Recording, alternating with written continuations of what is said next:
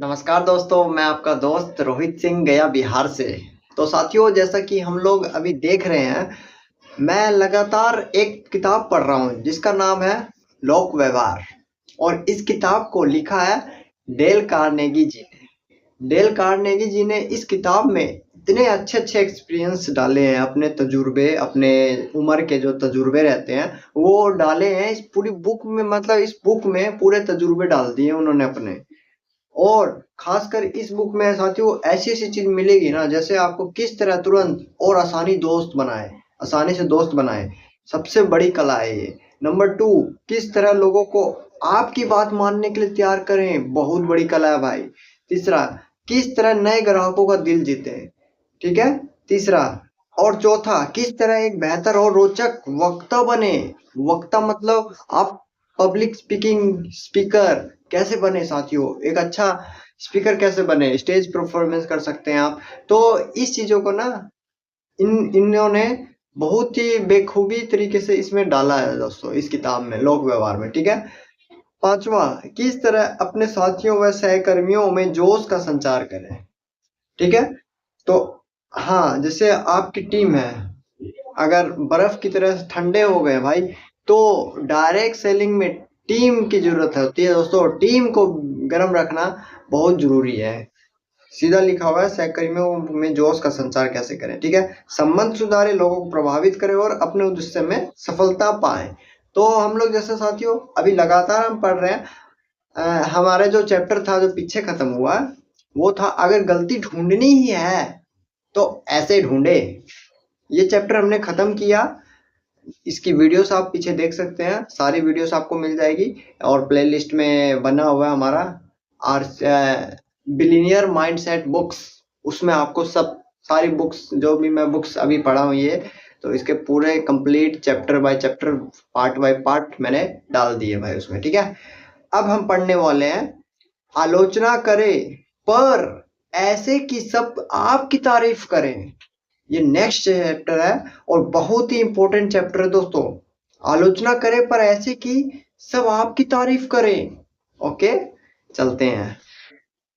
तो दोस्तों, Charles Charles Shabab एक दिन अपनी स्टील मिल में घूम रहे थे कि तभी उन्होंने कुछ कर्मचारियों को सिगरेट पीते देखा। ठीक है।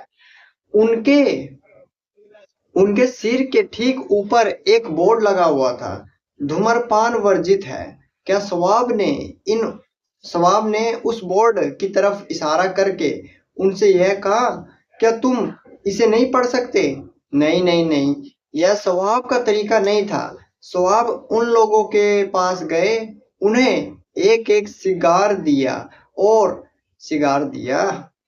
कहा, देखो मैं चाहूंगा कि तुम लोग इन सिगारों को बाहर जाकर पियो।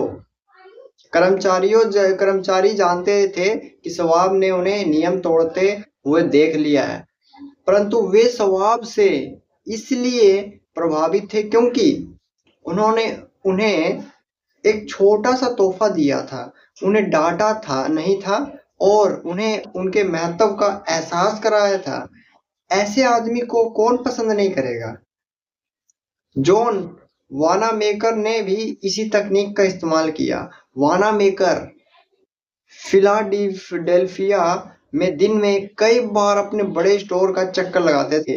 एक बार उन्होंने अपने स्टोर में एक ग्राहक को काउंटर पर इंतजार करते देखा। कोई भी सेल्स क्लर्क उस ग्राहक की तरफ ध्यान नहीं दे रहा था। सेल्समैन एक कोने में खड़े होकर गपशप और हंसी मजाक कर रहे थे। वानामेकर ने किसी से कुछ नहीं कहा। उन्होंने चुपचाप काउंटर के पीछे जाकर उस महिला को सामान दिया और जाते हुए उस सामान को सेल्समैन को पैक करने के लिए दे गए। सरकारी अधिकारियों से मिलना आम लोगों के लिए आसान नहीं होता। वे लोग व्यस्त होते हैं और कई बार तो अति उत्साही कर्मचारी अपने बॉस की व्यस्तता को देखते हुए ज्यादा लोगों को अपने अधिकारी तक पहुंचने से रोकते हैं। ओरलैंडो फ्लोरिडा के मेयर कोलर लेंग फोर्ड ने कई वर्षों तक अपने स्टाफ को निर्देश दिया कि वे जनता को मिलने से न रोके। उनका दावा खुले दरवाजे की नीति का था। इसके बावजूद सेक्रेटरी और प्रशासक लोग उनके समुदाय के नागरिकों को उनसे मिलने नहीं देते थे। आखिरकार मेयर ने इस समस्या का हल ढूंढ ही लिया। उन्होंने अपने ऑफिस का दरवाजा ही हटवा दिया। उनके स्टाफ को संदेश मिल गया और जिस दिन से दरवाजा प्रतीकात्मक रूप से हटा, उसी दिन से मेयर का प्रशासन जो सचमुच खुले दरवाजे की नीति पर चलने लगा। कई बार तो सिर्फ तीन अक्षरों के एक शब्द को बदलने से ही बहुत फर्क पड़ जाता है। इस एक शब्द के हेर फेर से आप लोगों के क्रोध, चिढ़ इत्यादि से बच सकते हैं और इसी वजह से आप सफल या असफल हो सकते हैं। उदाहरण के तौर पर बच्चे के पढ़ाई के प्रति दृष्टिकोण को लेकर हम कहते हैं, हमें तुम पर सचमुच गर्व है जॉनी कि तुम परीक्षा में अच्छे नंबर लाए, परंतु अगर तुमने गणित में ज्यादा मेहनत की होती तो तुम्हारे नंबर और अच्छे होते। यह बात सुनकर जॉनी तब तक उत्साहित रहता है जब तक कि वह परंतु नहीं सुनता। इसके बाद वह मूल प्रशंसा पर भी संदेह करने लगता है। उसे लगता है कि यह तारीफ दरअसल उसकी असफलता की और एक छुपा हुआ इशारा है। इस तरह हमारी विश्वसनीयता खत्म हो जाएगी और हम पढ़ाई के प्रति जॉनी के रवैये को बदलने के अपने मकसद में कभी कामयाब नहीं हो पाएंगे। पर अगर हम परंतु के बजाय और शब्द का प्रयोग करें तो जॉनी को ऐसा नहीं लगेगा। हमें तुम पर गर्व है जॉनी कि तुम परीक्षा में अच्छे नंबर लाए, और अगर तुम इसी तरह से मेहनत करते रहे तो अगली बार बाकी विषयों के साथ तुम गणित में भी अच्छे नंबर लाओगे। अब जॉनी को अपनी तारीफ स्वीकार करने में कोई हिचक नहीं होगी, क्योंकि इसमें असफलता की मिलावट नहीं की गई है। हमने अप्रत्यक्ष रूप से यह बताया कि हम उसमें क्या बदलाव देखना चाहते हैं, और इस बात की काफी संभावना है कि वह हमारी अपेक्षाओं पर खरा उतरेगा। अप्रत्यक्ष रूप से आलोचना करना तब भी उचित रहता है जबकि उसका पाला किसी ऐसे संवेदनशील व्यक्ति से हो जो सीधी या कटु आलोचना से बुरी तरह चिढ़ सकता है। वुंडसॉकेट रोड आइलैंड की मार्ज जैकब ने हमारी क्लास को बताया कि किस तरह उन्होंने लापरवाह मजदूरों से सफाई करवाई जब वे लोग उसके घर में अतिरिक्त बिल्डिंग बना रहे थे। काम के शुरुआती दिनों में जब मिसेज जैकब ऑफिस से लौटती थी तो वे देखती थी कि उनके लॉन में ढेर सारा कचरा और मलबा पड़ा हुआ है। वे मजदूरों या निर्माताओं को नाराज नहीं करना चाहती थी क्योंकि उनका काम बेहतरीन था। इसलिए जब मजदूर घर चले गए तो उन्होंने और उनके बच्चों ने सारे मलबे को इकट्ठा करके एक कोने में जमा दिया। अगली सुबह उन्होंने फोरमैन को एक तरफ बुलाकर उससे कहा, मैं खुश हूं कि कल रात आपने लॉन को अच्छी तरह से साफ कर दिया था। यह सुंदर और साफ है और इससे पड़ोसियों को भी कोई दिक्कत नहीं होती। उस दिन के बाद से मजदूर जाते समय सारे मलबे को एक तरफ इकट्ठा करके रखने लगे और फोरमैन हर दिन यह प्रशंसा सुनने के लिए आता था कि काम के बाद लॉन को कितनी अच्छी स्थिति में छोड़ा गया था। ठीक है दोस्तों, हम इसको आज के लिए यहीं पे करते हैं। सैन्य परीक्षियों और सैन्य परीक्षकों के बीच बाल काटने के विषय में अक्सर विवाद होता है।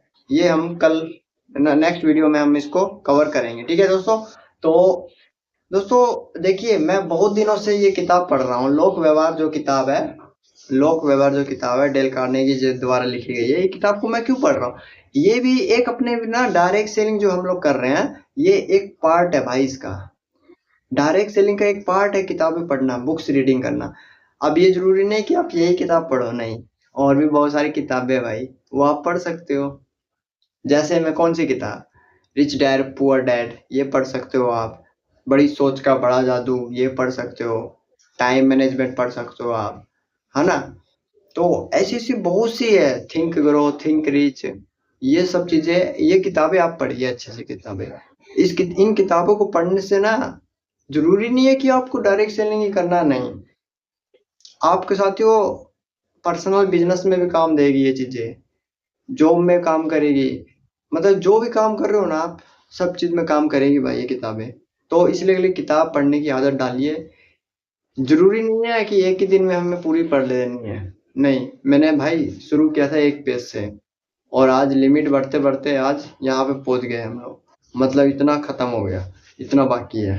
तो ये जल्दी खत्म होने वाली है पेज किताब। तो किताब को खत्म करने के लिए नहीं पढ़ना है, मैटर ये नहीं करता है, डज नॉट मैटर कि आप कितना खाते हो, नहीं, आप कितना पचाते हो ये मैटर करता है, ठीक है। तो अच्छे से पढ़िए, एक एक चीज को समझिए, जानिए क्या कहना चाह रहा है किताब, बुक, उसके राइटर, ठीक है। एक बार में ना खत्म, एक बार में ना समझ में आए, दो बार पढ़िए, दूसरी बार में समझ में आए, तीसरी बार पढ़िए, मतलब जितनी बार आप पढ़ेंगे ना, उतना बार आपका मतलब क्लियर होता जाएगा भाई इस बुक में कहना क्या चाह रहा है, ठीक है। तो ठीक है दोस्तों, मिलेंगे नेक्स्ट वीडियो में इसी तरह, बने रहिए हमारे चैनल पे। और अगर हमारे चैनल पे अगर नए हैं सक्सेस विद रोहित सिंह के चैनल पे, तो आप इस चैनल को सब्सक्राइब कर सकते हो। इस चैनल पे मैं सारी मतलब अपनी डायरेक्ट से रिलेटेड वीडियो डालता रहता हूँ, ठीक है। एंड अगर वीडियो पसंद आई हो तो लाइक कर सकते हैं, और वीडियो को शेयर कर सकते हैं अपने फ्रेंड सर्कल में, जिससे कि वो भी किताबें पढ़ना शुरू करें। किताबें बहुत जरूरी है भाई लाइफ में चेंज करने के लिए, लाइफ बदलने का एकमात्र रास्ता होता है किताबों का सहारा लेना। किताबें कभी भी धोखा नहीं देगी दोस्तों, ये गहराई, बहुत गहरी बात है, समझ जाओगे ना तो सीख जाओगे। धन्यवाद।